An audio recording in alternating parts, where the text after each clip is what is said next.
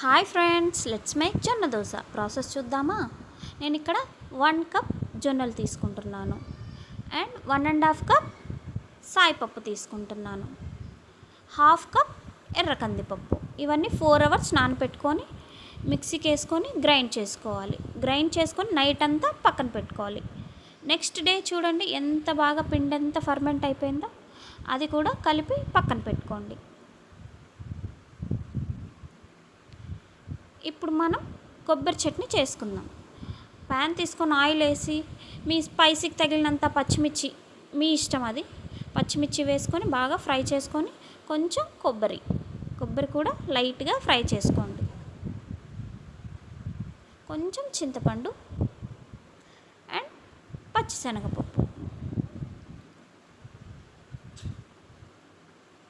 అవి కూడా వేసి బాగా ఒక 2 మినిట్స్, జస్ట్ 2 మినిట్స్ అంతే ఫ్రై చేసుకోండి.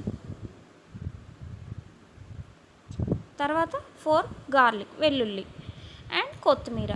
మేమైతే ఎక్కువ కొత్తిమీర యూస్ చేస్తామండి చట్నీలో, టేస్ట్ బాగుంటుంది. మీరు కూడా ట్రై చేయండి.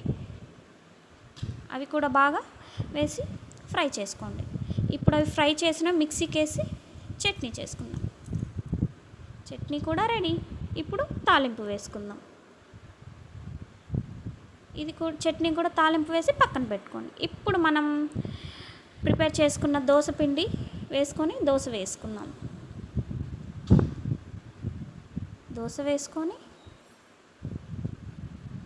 అండ్ మీ ఇష్టం, ఆప్షనల్ అండి. మేమైతే ఆనియన్స్, క్యారెట్, కొత్తిమీర అవన్నీ వేసుకుంటున్నాం. టేస్ట్ మాత్రం చాలా బాగుంటుంది. మీరు కూడా ట్రై చేయండి. చూడండి ఎంత కలర్ఫుల్గా ఉందో, చూడడానికి చాలా కలర్ఫుల్గా ఉంది దోశ. అండ్ కొంచెం నెయ్యి వేస్తే టేస్ట్ ఇంకా బాగుంటుంది. సో 2 వైపులా చక్కగా కాల్చుకొని ప్లేట్లోకి తీసుకోండి. చక్కగా బాగా స్మెల్ అనేది మనకి తెలుస్తుంది. ఆనియన్స్, క్యారెట్ అన్నీ చాలా మంచి స్మెల్ వచ్చిందండి.